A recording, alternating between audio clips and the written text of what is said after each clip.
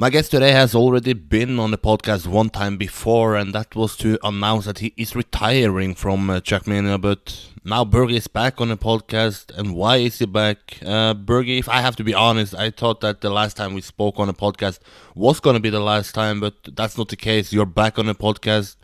Why are you back on the podcast, and why are you even here? That's a really good question, actually. If you asked me this like a month ago, I would have said no, no thanks. The reason why I'm here is because I am actually returning to Trackmania and the competitive scene, but not as a player. Okay. So what does that mean then? Because you have different roles in Trackmania, obviously, like being a player, being a caster, being a mapper, being a content creator. But what role will you then enter now in Trackmania? I am going to be something called a manager for a Norwegian organization, and I will be basically just managing one player whom I have full control over. I'm sorry to that person. um, but yeah, just making sure that he's registered for everything he needs to be in, and communication with the top bosses. So yeah, that's gonna be my new role in Trackmania. Okay, so I guess this is maybe why people even tune into this podcast in the first place. So let's get it out of the way. What org will you be the coach for, and what player will that org recruit, and that you will be the coach for? So the org I'm gonna be managing or being a manager for is called Nordavind. It's arguably the biggest Norwegian organization, and it's also partnered or owned by a top Norwegian football team. So that's pretty sick. Um, and they approached me because they want to be part of the new season of TMGL. And at first, I was really surprised, but after a few seconds, I thought, hey, this is actually a pretty big opportunity. So I was told to try to find a player who suits all the values of both Nordavind and mine. And I am happy to announce that I have decided to pick up Riolu for our team. Okay, so Riolo is obviously a well-known guy in the scene. Lastly, he's known for his casting role at the Trackmania Grand League. But why did you decide for to go for him? I mean, you have Norwegian players in Trackmania, you have some Danish players, you have some Swedish players that maybe might suit the organization Nordavinds better that has a foundation in the Nordic countries. I want to be completely honest and say that at first I kind of wanted to pick a Scandinavian player just because I think it fits better the profile of Nordavind, with them being a Norwegian or a Nordic organization. However, weighing up one factor to the other, I decided that it's better to go for someone like Riolu. And the reasons are he is a top class player. He might not be fully proven yet on, let's say, tech, but as we know, TMGL has all the styles mixed together, and he has a huge potential for development. The other reason is he is arguably one of the two most known streamers of Trackmania. He has a really good following, and I believe that he will be great exposure for Nordavind as an org and also the game. People are bringing up a lot of questions about how the players are chosen for this Trackmania Grand League. You said that basically Nordavind had a chance to pick any player they could. Is that the case? Or how would you say that that process went? When I was approached, there were a certain amount of players available. So, for example, Carl Jr. was announced as a Solary player, so I could not pick him, obviously. So I was given a list of players that were free agents or not contracted yet to other orgs, and then I could basically contact the players whom I was interested in.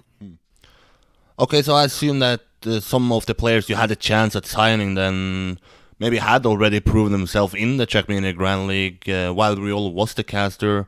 So why didn't you decide to pick someone who has already been a proven player that maybe had played in the Trackmania Grand League instead of Riolo, who then was the caster of the Trackmania Grand League? Well, I think I've kind of explained that already, but there are a lot of different aspects to Riolu, both as a player, as a person, and personality, which I believe would be a better pick than I'm not gonna name names, but like one of the already so-called proven players from season one. And I have seen the determination on Riolu. I think he has great potential, and he will put in the effort. And I'm pretty confident he will surprise quite a lot of people in the season. Hmm. So let's get the facts straight here, because you said that you will be the coach for Riolu, but how will that even work out? I mean, Riolu has been a player for 10 years and probably knows what he needs to do to be a good player on different maps and such. How is that relationship between you as a coach and him as a player gonna work out? For starters, like you said, he has been playing the game for many years, so he kind of already knows how to approach this professional style, if you could call it that. But I'm just going to be there as like but mainly mental support, I would say. Like I have a lot of experience from living the professional life. Maybe he doesn't because he hasn't really. He's been playing all the other styles where there haven't been like consistent tournaments throughout the year and lands and such. I think I can help a lot with that, and I'm also going to try and build like a training schedule for him each week, which is also centered around the streaming and such, because I believe that every top athlete, gamers as well, like we can call them athletes, should have a really good and a solid training schedule. Okay, so how much have you spoken to Nordavind? I assume they know a little bit about Trackmania from maybe the BX3 days, but what do they expect to achieve here in the Trackmania Grand League and for joining Trackmania overall? Yeah, so they were slightly surprised as well when they were contacted, but they figured that since they had that relationship with the BX3 from back in the days, that's the reason why they were one of the candidates to be in this system. But having spoken to them quite a few times now, ever since, like in the discussions, I strongly believe that they are super interested in doing well in this competition, and also bringing Trackmania back on the map, both globally and domestically. Hmm. And they seem very motivated. So they've always liked Trackmania. Like a lot of the orgs back in the days as well that are not there now for Trackmania, they always love the game because it's very easy to follow, and there's always action, right? But Nordavind see this as an opportunity to be part of the build up again. Okay, so if they knew BX3 back in the days, they probably knew you from back in the days as the best Norwegian player, as a world champion. Did they even try to maybe get you to return as a Trackmania player, or was that chapter already closed before the conversation even started? No, they didn't didn't try to get me as a player. I think most people, including Softy, know that I am not really interested in returning as a player, and because of that, I was originally given the chance of becoming a manager. So no, there's no player playing involved here. Have any goals of being a player again, or would you say that that chapter is actually closed for good? I am pretty much 99.9% sure that it's closed. I have kind of want to just put it behind me.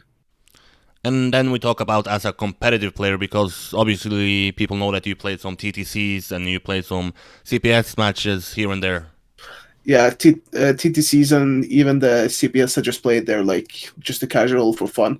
Like when I played CPS, I did train a lot, but there were two reasons for that. One of them is I still have that competitive nature. It's something that is never gonna leave me. Like whatever I do, whatever I play, like even the bowling, even though I didn't do so well there, I everything I do, I just want to do as good as possible, right? I want to be the best version of myself.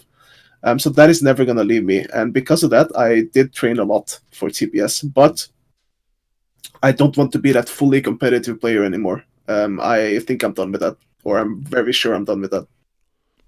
But if you talk about your role as a manager, you are arguably the most successful one out there from the Dignitas days.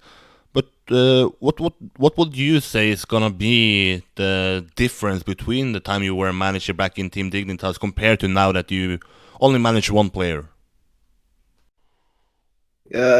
So I think first I have to kind of clarify that back in Dignitas, I wasn't really the manager type. Like you have to see the difference between a manager and a captain slash coach. So back in Dignitas, I was more like a captain who took upon me some coaching roles as well, but not as extensive as I will be doing now. So I wouldn't really compare them, but I can say that being a manager in Trackmania, it basically means that you have to be fully aware of what your player is doing at any times in the game, like not out of the game necessarily, but that's also helpful. And you just have to be available whenever it's needed, and the communication has to be good between you and the management, which I've never had any issues with back in Dignitas days as well. So I don't think this is going to be any issues. Hmm. Okay, so you say that you want to be the best version of yourself. Do you then have any personal goals of what you want to accomplish as a manager for Nordavind in Trackmania? I want Riolo to make reach the playoffs. It's that simple. Hmm. Whether he can win or not, time will tell. But I want Riolo to work as hard as possible, and we're gonna help him reach both his goals and our goals, and that will hopefully lead to the playoffs. So how much of the Trackmania Grand League have you followed overall? I mean, the beta season lasted from like February until now, ended up being finished in November, so pretty much for the whole year. How much of it did you follow, and how closely did you follow this beta season? I followed quite a lot actually, mainly because I still love the game, even though I might not agree with all the directions it took after I left, or even before I started leaving. However, I have a lot of friends still in the game, especially like the ex Dignitas and expert players, teammates of mine, whom I followed and still have good contact with. So that's why I try to watch as much as possible, see how they were doing. Yeah, and talking about the TMGL, when it was announced, we had the founder of Trackmania, Hillis, who is also behind the Trackmania Grand League, being active in the Trackmania Grand League's Discord channel, was answering some questions, but then it got a little bit heated. There was a discussion between you and Hillis. How can you sum up that discussion for us? I think most of the community know about this already, but I'm just gonna give this short version. When the maps first came out, they were, how do I say this in a nice way? They were possibly not what people expected and maybe not even deserved. Um, However, I pretty much voiced my opinion quite quite harshly, I would say, in Discord. And Hillis is he doesn't necessarily agree with everyone, and that's fine. Everyone is different, and he didn't like what I said, which again, the words I used was not necessarily the correct words, but it was in a heated moment, and we couldn't really agree with each other. So he got pretty upset, and yeah, that's it. Okay, so let's sum up your overall view of Trackmania Grand League. Then it might seem as if some people say a bad thing about one part of a tournament, they will say that the guy dislikes the whole tournament and the whole concept. But what would you think about Nadeo hosting the events and then contacting orgs to get into Trackmania? So whatever I said in the past in that discussion, I don't want to take everything back, but I do want to applaud Nadio for what they are doing with this project right now. I think the beta season was it turned out a great success in the end after some changes were made, which were well needed changes. Uh, and they also a lot of them came from feedback from the community as well, which is great to see. The community has always been a big factor in Trackmania's success. But in order to reach like the next level in terms of esports at least and professional gaming, I think this is a much needed move. And I have been told that the format for TMGL season 1 and 2 is, if not 100% similar, it's very similar to what Ubisoft did with Rainbow Six. If that's the case, then that's a fantastic move because you can now clearly see that Rainbow Six has grown a lot in terms of exposure and its position in esports. So I'm really excited to see what Nadio and Ubisoft plan to do in the future because they're finally making the moves that, in my opinion, should have happened a long time ago. So we know that Nordavind now is joining. I assume that you also know the other orgs that is joining. I'm not gonna ask you to mention the names and leak all the orgs here, but can you say, are you hyped about the other orgs that is coming into Trackmania? And did you ever see this as a potential possibility when you were playing back in the days? I am super hyped. I think this is a great step for Trackmania, and it might also have like a domino effect where we'll see even bigger orgs join in the future if the first season or the first two seasons are a big success. Um, what was the other question again? Did you ever think that this was gonna be a possibility in Trackmania with so many orgs joining? Yeah, that second part, no, not at all. After Dignitas left, and then eventually Expert as well. Well, probably when Dignitas left, because they were arguably the biggest organization then, and a pioneer for Trackmania esports. After they left, I thought this was downhill, or everything would go downhill from here. Like this was the end. Um, so yeah, I'm very. Even though I'm not a competitive player anymore, I'm happy to see that the game I spent so many years uh, playing and has been like the major part of my life for 10 years plus finally gets the recognition it deserves. That's really awesome to see. So you bring up Dignitas, and back in the days, it was basically Dignitas and Acer who battled it out at team events and being the rivals. Do you think that one slot per org is the best way to go, or should there be room for more players? Let's say that Gamers Origin, for example, had 4 players at some point. um, I think it's going to be difficult to find a perfect balance, but I do believe that it's better to have one than four or five. Reason being, there will be a lot more competition, and we'll also see way more orgs in the system, which will again lead to more exposure for every org that is in it, and ultimately even more exposure overall for the game. So I would say 1 or 2 players is perfect. If you could pick, then would you have 1 or 2 slots per org? To begin with, I think one is perfect. Reason being the economy, pretty much. Yeah. I'm not sure if it's sustainable yet for Trackmania to have 2 players. I mean, 1 and 2 is not a huge difference, but it might be for some of the orgs. So I think for the first 2 seasons, it's great to have 1 org and then, 1 player per org, and then you can eventually discuss whether it's feasible to have 2. It also depends on the player quality, of course. Like you don't want to just have 2 players for the sake of it. You want to have 2 players that you believe in. Yeah. And whether there are 32 players in Trackmania right now that can all reach the playoffs in this format, that's questionable. But, If it was tech, maybe. yeah. But some people or have been asking me. They say that it's great to see orgs coming into Trackmania, but are those orgs just coming in to get the exposure, or would they also support the players as well? Is there some overall deal there? I mean, you have cases of orgs basically just giving players a T-shirt, and then having that player playing for them at events, showing their sponsors, showing their brand out there. But will Riolo get some support besides driving with the Nordavind tag and maybe getting some Nordavind T-shirts and such? I can't speak for other orgs, obviously. The first thing I want to say is, in order for Trackmania to be taken seriously as an esport again, the orgs need to take care of their players. They can't be like giving them just a T-shirt and a mouse pad here and there, you know. Yeah.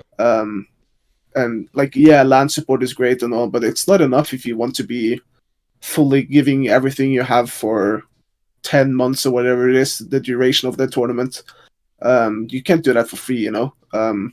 So Nordavind, at least, without going too much into detail, we will support Riolo as much as we can, financially and structurally as well. And then we'll see where we go from there. But I believe that we are going to give him everything or we're going to give him a good support, and I hope that the other orgs do the same. Okay, so we get a Norwegian org into Trackmania. I mean, you are Norwegian, I'm Norwegian. Do you think that maybe it's time to bring a Norwegian LAN into Trackmania, maybe into the future of Trackmania? Is this something maybe an org like Nordavind could help with? Maybe the Gathering returning? I don't know. I've been out of the loop for too long, to be honest. I know. Well, I can only speculate, but like from having watched some of the current Norwegian tournaments and organizations like Telia Ligaen, for example, or what's the other one? There is another one I can't remember the name right now, but Telia Ligaen specifically. They have Rocket League and all those games, Counter Strike, League of Legends, and FIFA. I think. I Yeah. think those are the four games. And Nordavind have a big name in Norway. They also have great history from all those events in Teleligaen. I think they won 3 out of 4 or something in the last one, so that's really good. So maybe in the future we might see Trackmania and Teleligaen again. Who knows? I mean, I'm gonna push for it, but I'm not saying that as like I will play it then, but who knows? But I believe that it's not a good pick right now, just because Trackmania is still in that limbo, if you know what I mean, like after 2010, 11, etc. Yeah. The prime of ESWC, WCG, DreamHack, if you want to count that as well, the Gathering even. After that, we've been in the limbo, and we need to rebuild again. It's that simple. Like, it's a rebuilding process. Maybe in like 2021 or something, then you can start thinking about having Trackmania in the big lands again. Okay, so you've been away for Trackmania for over a year. What is the thing that you have missed the most? Is there like being a part of a team, maybe going to events like ESWC, Gamers Assembly? What is the part of Trackmania that maybe you have thought in your everyday life that, okay, I actually miss this about Trackmania? Where do I start? It's actually there's actually quite a lot that I missed. Well, I just want to say what I haven't missed, and that's practicing for a tournament. uh, Towards like even around maybe 2015 or something, that early, I started really disliking the whole process of getting ready for a tournament. I think all the professional athletes, like the skiers, the footballers as well, they also hate like preseason, right? Yeah. And in Trackmania, you have a preseason literally every week if you play like STC or CPS. I'm not even kidding; it's true. Yeah. Because our preseason is to learn the maps, right? And there's nothing more boring than learning maps, in my opinion. So that's something I don't miss. Well, when I say that though, because of the big break I had, and before I played CPS, I did enjoy learning the maps for CPS. But that's a bit different because you've had a long break. Yeah. But when you continuously play for over 10 years actively, you get bored of doing the same, right? Hmm. But over to the good things. One of the things that I missed was being on Discord with all the people. That's one of the main reasons I actually started playing TTCs again. So some people probably know by now that I'm a big K-pop fan. And when I found out that a few of the people in one of the Discords I was in are actually K-pop fans, it was super easy to talk to them with voice as well during TTCs because they play TTCs too. So that was like an easy way of coming back into it. It's way more fun to play when you have people that you know well and can communicate with. So let me ask you this: is it more fun and relaxing to play now? People know that nowadays you are retired instead of back in the days when they knew that you were one of the best players in the world. Or do you still feel somewhat of a pressure when it's like a 1v1 in TTC or before a team match in CPS? TTCs have always taken a really relaxed approach to. I mean, it's kind of natural that I feel less pressure now anyway because of the way you explained it just now. That I am a casual player now, if you can say that. So when I have been in the even though I've lost like 3 or 4 1v1s in a row in TTC right now and done some pretty silly mistakes, I don't really feel the pressure at all. But when I played CPS, I actually did because I think the team format is very different. I didn't want to let down both myself and the team I played with. But I do definitely overall feel way less pressure.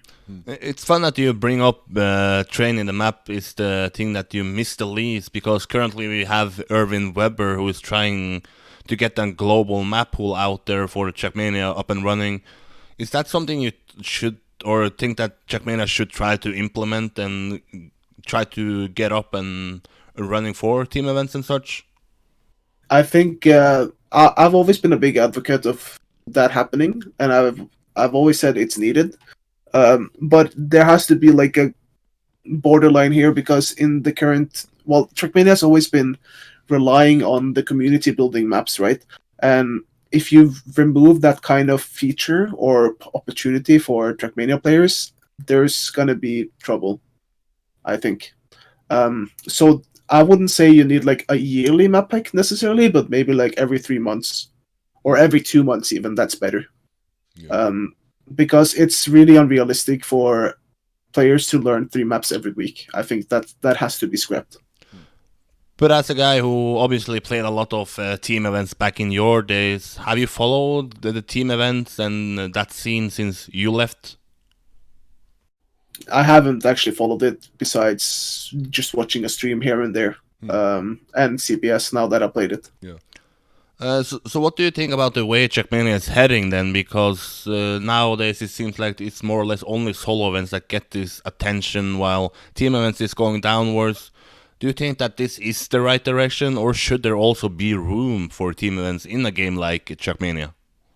My personal opinion is that I've always looked upon Trackmania as being an individual game, and in I, even though you can still have team tournaments, I want it to be more like StarCraft. In StarCraft, you have 1v1s, which is the main part of the game, but you also have these, like, you have the nation wars where you play like 2v2s and such sometimes, and you have some team tournaments, but the team tournaments are also mainly 1v1.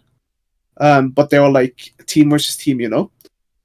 So I want it to be like that. I think it should be 1v1 mainly. But there needs to be like a clear red line, if you know what I mean. Like it has to be 1v1 and barely nothing else. It can't be like 1v1 for half a year and then 3v3 for the next half a year. It has to be very strict. Yeah. But I've always believed that Trackmania should be a 1v1 game. Who has impressed you the most in the Trackmania Grand League? Papu. Why? Papu has always been a god on dirt. Not FIFA, that's for sure. You can ask him how he does in FIFA. We need a rematch there soon, but you'll get it soon, Papu. But the fact that he did so well on, I mean, if it was just purely tech, then I think he would still struggle against like the cream of the crop. But in this format, he utilizes all of his strengths really well, and he managed to limit the losses on the techie parts really impressively. So yeah, he definitely improved a lot since I last maybe played against him on tech or in TM in general. And I think that it's difficult to predict, but I think he's gonna be really, really difficult to beat in the next few seasons as well. And I just want to say I'm not sure if he will be in TMGL. Gwen, I don't think he will be, but having watched him beat some of the really good French players on tech recently, even though there was some dirt or whatever involved, I wouldn't be surprised if he's in an org in season 3 or 4. What advice would you give to Gwen? I mean, he's 15 years old at the moment. You recruited Carl Jr. to Dignitas when he was around that same age. If you could say anything to Gwen, what would that be? Play Open League. Play Open League. It's not play Open League, do well. Even if there is very little price. Well, we don't really know much about Open League yet, but even if there is very little price, even if there's no price at all, just play it. You need the exposure. Back in the days, there were no prizes in Trackmania whatsoever before like 2009, 2008, at least online. You just need to play. You need to get your name out there. You need to prove that, all right, you're a rising star. You should be picked by the big orgs, and they're going to be all over you. So just play whenever you can. Probably just join a few streams here and there and make yourself available there too. Like talk to people. Show that you're reliable. And keep grinding. What do you think is going to be the result of the Open League? Do you think that people will actually try it hard? Do you think that people who ain't one of the 16 selected players are going to be mad about not being picked and basically ignoring the event? I think for starters, if you have that approach where you don't give a shit about the league because you didn't get picked, you shouldn't be playing competitively. It's that simple. Like, if you weren't picked, you weren't good enough. Even though it's objectively, it's sorry, subjectively, it's still it's there's still a fair point. So you should rather just like fuel that and use that as energy towards proving a point, right? Um, and I do believe that a lot of people are going to sign up because they want to be part of this. And why wouldn't they? Because it's the biggest thing right now. They should do it. Even if you don't like the maps, like I'm not gonna name names, but a few of the people that recently quit because they don't like the way the game is going, I think that's the chicken way out. I mean, it's that simple. You can disagree with me, that's fine. But if you want to play for prestige and money, and you want to show that you're one of the best in the game, you want to be acknowledged, you have to play TMGL. It's that simple. Even if you don't like it the way it's going, like even for me, just look at me. In the past, I've always expressed how I dislike dirt and all that stuff, right? And I still kind of do, even though I've never really put time into learning it. But if I was still a competitive player, I would be a fool to not try to or qualify for TMGL. Like you just have to. So I do believe that a lot of people are going to sign up, and they should because one, they can qualify for TMGL season 3 or 4, and two, they can also help grow the game again. And I feel like that's really important. But I am a little bit afraid of whether those so-called players that maybe don't have a chance, like maybe they know they don't have a chance, they're not going to sign up. Because looking at the history of not really similar tournaments, but kind of similar tournaments where you just know going into it you're not going to stand a fair chance, people just don't bother. And I can see why, but I feel like that's the wrong approach if you want to become better. But then, as a coach yourself, how much of the Open League will you follow and try to follow, and maybe try to see who is doing well there as a maybe a potential recruit in the future? I think it's only realistic that me and other coaches have to follow Open League in case they do expand to 2 players per org or something happens. Like, not necessarily Riolda plays bad, but we want to go another direction or something, right? Yeah. And also, I just want to clarify that Riolda is with us for 2 seasons, no matter what. So that's at least set in stone. But I think it's only fair that you follow Open League. It's the same in football. Like you have Barcelona who have Messi, but like they're not gonna stop following the under 15 youth world championship just because they have him. Like they want to get the next Messi, right? So you have to be on the look for potential new prospects, the new star or whatever. You brought it up, and I agree with you. And I think Kappa said it the best way to me, and he said that he liked playing tech better than TMGL, but he still likes to compete and test himself against the best players even more than that. Do you think that maybe people in Trackmania likes to play one certain type of maps instead of maybe liking this or having this urge to compete? I think there's a mix. I'm not the best person to compare because, or use as an example, because I firmly refuse to play everything that was dirt and full speed in the past. I do the same now in TTCs. Like when there's dirt or mixed, I just don't play because I don't enjoy it. And that's fair. Like it is fair. But as a competitive player, you have to adapt. People that are not able to adapt, they will never be the best. It's that simple. It's the same in the real life sports as well. Um, so I believe that yes, there is a mix. Some people play because they play for fun. Like some people will still just play dirt because they enjoy dirt, and that's fine. But it definitely does create some diversion in the community, and we've had that for a long time. To be honest, I'm not sure how to fix that. Maybe it's never fixable. Like you still have in CS, people play surf maps instead of normal matchmaking because they don't like normal matchmaking. There's always going to be some niche, but yeah, like if you want to be the best, you have to compete against the best. And like Kappa did. Kappa is a prime example. he wanted to be the best in tech. He eventually managed to. Uh, he did win some lands and arguably is the best right now in tech. And then he went over to TMGL and he had the rocky way of getting to the final, but he did win that as well. So he is the current best player. Um, so just looking at him, you have like the best example of how to do it. You just have to adapt and you have to suck it in, even though you don't like the way it's going or the maps. But do you think that Kappa is the best players currently, or do you think that there is a potential difference between being a world champion and being the best player in the world? He was the best player of TMGL beta season. It's that simple. Carl couldn't be there, but that's unlucky. Like the results are the results, you know. So yeah, he is the player to beat right now for sure.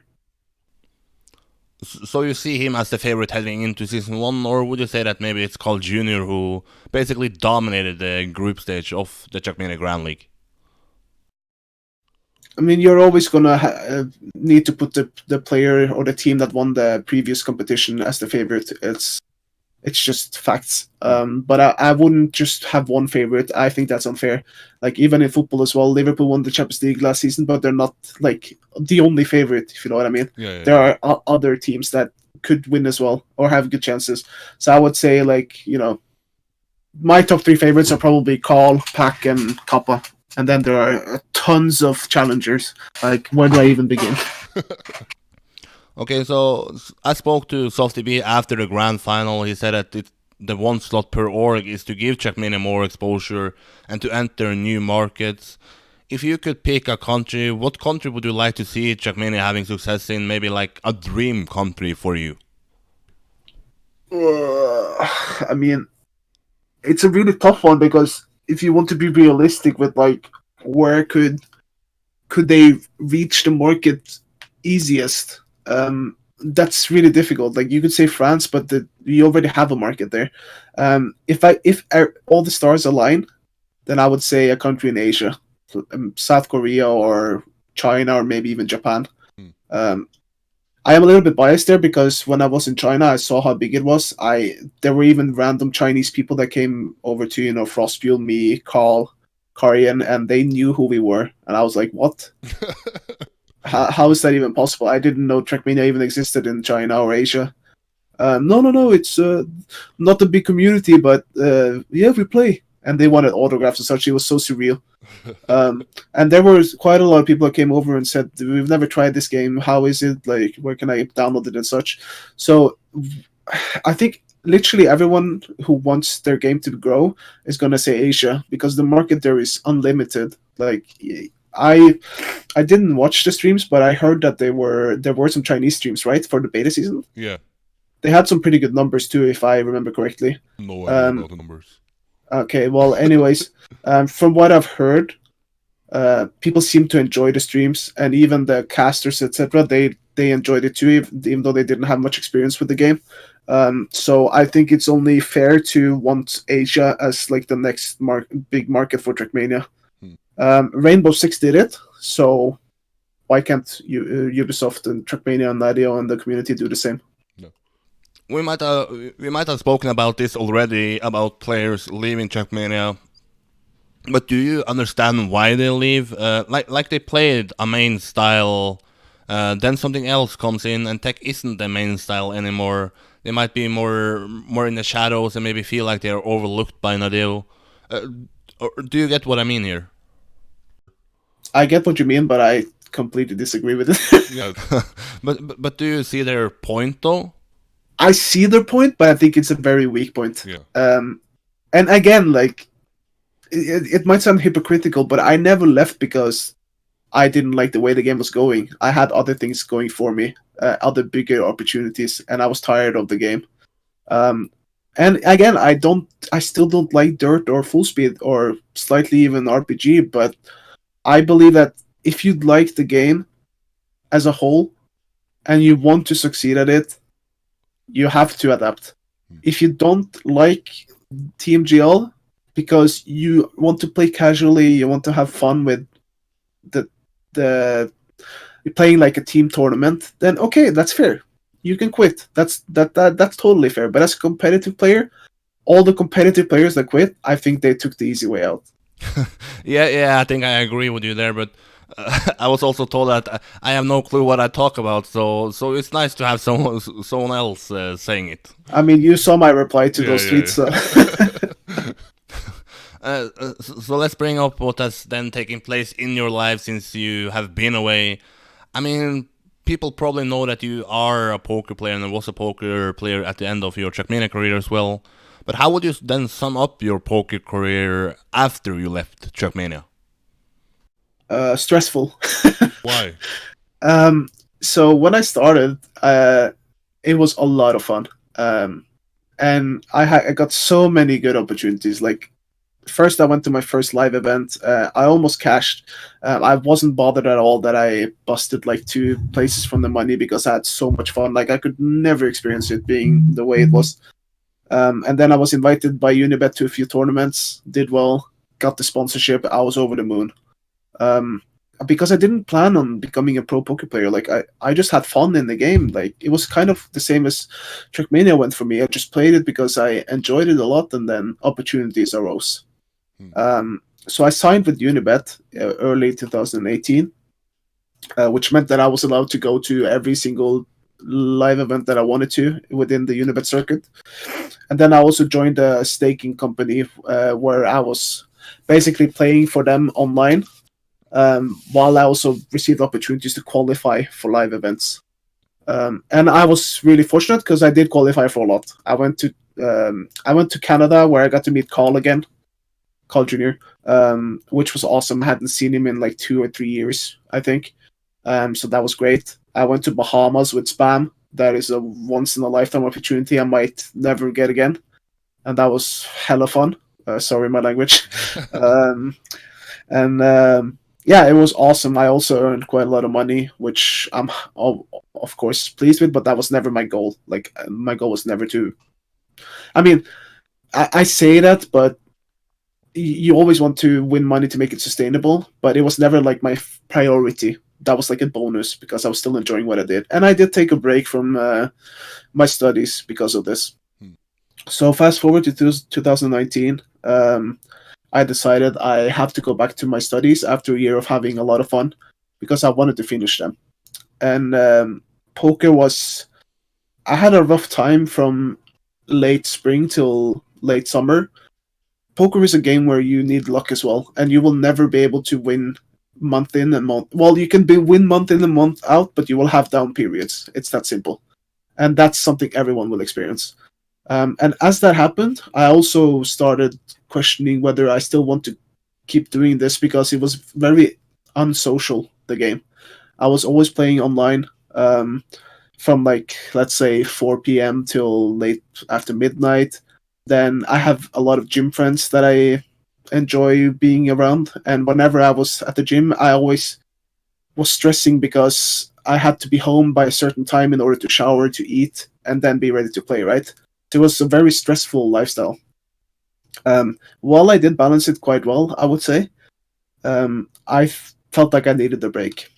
So I decided to take a break when I started up my studies again. And honestly, I don't think I will continue being a professional poker player after my studies are done. I would rather just go back to like being the hobby player instead.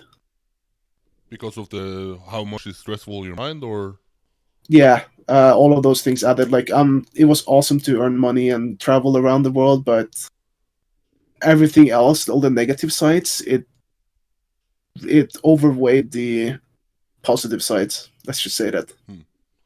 okay, so what studies did you return to this year? There's a bachelor degree in sports science. So yeah, I'm in my last year. I just had my last written exam, hopefully, if I pass it, which is not kind of. I'm not super confident about it, but we'll see. And then I'm gonna have an oral exam in February, like right before my Japan trip, and then I have the bachelor thesis. And I'm also gonna finish my personal trainers course that I took 2 years ago, but I didn't finish the last exam, the practical one. So when I'm done, I can call myself personal trainer Bergie, and can train really. Yeah, I can see myself working within sports though, but what it is, that's not certain yet. Mm. Yeah, I had XX Rider on, and he also did some studies with training and the body function, and he wanted to aim that towards the esports scene since he felt that it was not enough valued here and taken care of in the esports scene. Is that some or a market that you also could see yourself aiming towards and maybe working with in the future? Yeah, why not? In my last few years in Dignitas, I spoke a lot to the manager, and we've always had a really good relationship. And he felt the same. Like he felt that esports teams are slowly getting more into the physical aspects of being an athlete in the esports, and that's completely normal because all the positive effects you have from working out. Not it doesn't matter what type of workout it is, even just like releasing the endorphins and such. It's beneficial for everyone in gaming. Everyone should do some sort of exercise, whether it being 1 hour, 1 day a week, or 5 days in the week in the gym. Like it's good for you. Um, so yeah, I wouldn't mind working with the physical health in esports. I think it's really important, and most of the top esports players do actually have a really good physical health. So last topic for me is actually the first time we met. I was standing at Oslo airport waiting to board the plane to Paris, and I saw a familiar face approaching me. And I thought, oh, cool, Bergie is going to Paris to follow Trackmania as well. But you didn't go there for Trackmania. You were heading to Paris to follow a K-pop concert. How did this come about, and when did you discover K-pop?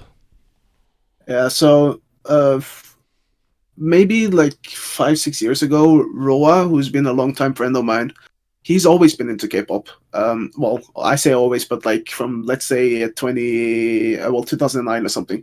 And he's linked me a few songs here and there and tried to get me to listen to them and maybe get me to like a few of them.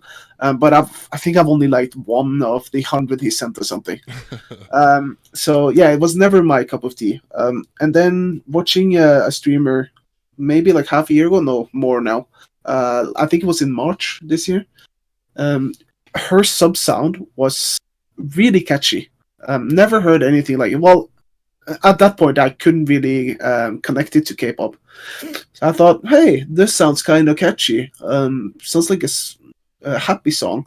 So I YouTubed the few words that they said in that part of the sub song, and when I listened to the song, I was instantly hooked. I At first I couldn't really figure out why, but then I realized you just can't stop smiling when you listen to a song like that. It's impossible. I challenge you to find someone that doesn't smile when they listen to it. So I started dwelling into that group and looked at all their music videos, listened to the songs, and then I found there's a ton of like they go to variety shows and do stuff there. And I figured this is like a whole new universe, and I was, I got pulled in, and I'm really happy about it because that ultimately led me to being invited by Roa to like a private Discord group for K-pop fans all around the world. And now I know everyone there. I went to Paris to meet Roa again. I haven't seen him in 3 years since like last Gamers Assembly we met. Um, and I met some of the other guys from that group. We went to my first ever K-pop concert where I had a VIP ticket and got to meet the people or the group. And that was also a group with who play or who sing pop and rock. And I've never been a rock fan, but I love that combo. So yeah, things change. Sometimes for the better, sometimes for the worse. But I've always been an open-minded guy, and I believe that things happen for a reason. And now I'm a K-pop fan. Okay, I know that you like it. I know that Roa likes it. I know that Superall likes it. But is there any other Trackmania people that you maybe can talk about K-pop with and share the same passion with? Yeah. So if you remember what I mentioned earlier in this No. interview, the group it's Krusty Krib. So Dank, Raptor, Toxin, and all those guys are in that group. But specifically, Kebby and McPloy are big K-pop fans as well, and they both like a lot the group that I mainly follow. Hmm. So I talk to them daily about K-pop. Yeah. So the group that you went to in Paris, is that your favorite group then, or is there like another one? No, I have another one that's my main, which is called Twice, by the way. Just saying. And also my nickname right now, Trackmania, no Sana, no life. Sana is one of the members of Twice. Hmm. So she's like my bias, if you could say that, the one that I like the most from the group. Okay. But the other group, yeah, I didn't really know much about them until maybe 2 or 3 months before the concert. BCP, he is a big fan of them. I forgot that he was a K-pop fan for a second. So he went to their concert in, I think it was Melbourne. Melbourne or Sydney, I can't remember which one. No, it might have been Sydney. No, no, I can't remember. Anyways, he's a big fan of them, and he linked me a few songs, and I thought, some of these are quite cool. And then ultimately, they announced a European tour, and Roa thought, hey, I think I'm actually going to go there with my friend. Do you want to go as well? It was pretty random because, like, why would I go to Paris for a K-pop concert, even though I like K-pop? And it's not really like my favorite group. But I thought, this is a good chance to meet Roa again, and if I want to go to more concerts in the future, this is like a good icebreaker. And it was crazy. They went on for 2 hours, and yeah, the show was spectacular. So you're not sad about going to Paris to watch K-pop instead of Trackmania? No, I would do it again if I could. Sorry, Nordavind. Next time I won't. Yeah, careful about what you say here. Okay, so I have run out of question, but is there anything else that you want to bring up before we close it? Maybe something I forgot to ask you, or something that you personally want to talk about? Maybe something that has taken place in your life since you left Trackmania? I mean, the first thing that comes to my mind is actually I've always been really appreciative of all the support I've had from viewers. You can say, I don't want to call them fans, but like viewers, spectators in tournaments, like all the Ming Lee spam and all that stuff. From you were part of it as well, from like gamers and stuff. GA Yeah. 2016, me Yeah, and yeah. Taylor. Yeah, it was nuts. I still go back to some of the VODs these days just to look at it, because it's so cool to see. Like, you don't really expect that. But even now, when I played in CPS at Spam's place, did you watch that, by the way? I didn't watch too much about it, but I Okay. saw at least his third match. I believe you were in the background there, right? Yeah. So I played 2 CPS matches there, and everyone is just so supportive. It's crazy to see, and I feel like that proves that I've done something right when people appreciate me. And even now in TTCs and such, when I'm in like the last 20 or something, and last 10, or even the heads up or the final round, people just like go crazy and cheer for me. It might be a meme, it might be like real thoughts, but I really do appreciate it. So it's good to see that people still like me.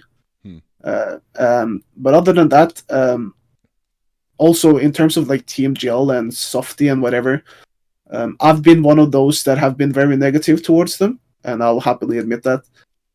But I do want to kind of apologize and say that I believe that the future looks bright, and Softy should get more appreciation than he does receive, in my opinion.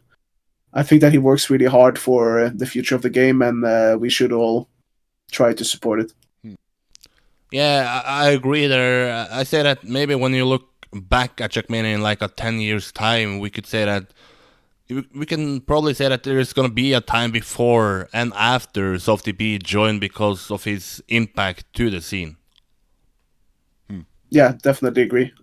People seem to overlook that, which I don't really understand why, but I think the future is bright. Yeah, it takes some balls to stand in that shitstorm they had in March, when basically everybody was raging at the maps and such, but they still follow their plan and still seem to do so. Yeah. I kind of I understand why they want more than tech, because Trackmania is more than tech. Yeah. It's that simple. Tech was just like the one that was chosen, and because of that, people are stuck with it. They're afraid of change, and while I do understand that, I think people should be more open to the change as well and see why these multi-style maps are actually better for the game. But I want to say one but. I still don't think laps is the way to go. Reason being, the tournaments or the match, well, not the matches, but the rounds are not anywhere near as close as they were in Tech, and I think that's bad. But the maps themselves, like the way they look, is better, if that makes sense. Yeah, I totally agree here. I even like the playoff even more than the group stage. You had finally some close rounds again, and you're back at the edge of the seat following the rounds. Instead of maybe during Champions mode, you were rather sitting back and trying to follow who were actually failing and following behind. 100% agree. I was going to say that, but I kind of forgot before I ended it. I don't know yet what the rulebook says. I do hope that it's rounds mode in group stage 2. I don't think it will be. Like, I wouldn't be surprised if it wouldn't be. But the playoffs definitely did show that rounds mode should be the way to go. Thank you so much for stepping up and doing this podcast with me. It's good to have a Norwegian back in the scene, and it's good to have a Norwegian org joining as well. And I have Riolo, one of the most recognizable names out there, one of the best and most accomplished players in the Trackmania, joining that org. So the future is bright, and yeah. Yeah, I am very happy we have managed to snatch Riolo, and I think our cooperation is going to be great, and I look forward to see what we can do in the season. And thanks for having me. It's been a pleasure. I wouldn't mind joining again in the future, hopefully with some good results to show from Riolo in the first few seasons. We'll see. Yeah, if he qualifies to the playoff and if you go to that playoff, I know I'm gonna be there, and hopefully it's gonna be like a winning interview, right? Definitely. And I just want to say that you feeling alone up where you live in northern Norway, that's no surprise. Whoa. So let's end it on that, BM. I don't want to even talk to you after that comment. So thanks for joining, and the best of luck in the future with your new role here in Trackmania. Thank you.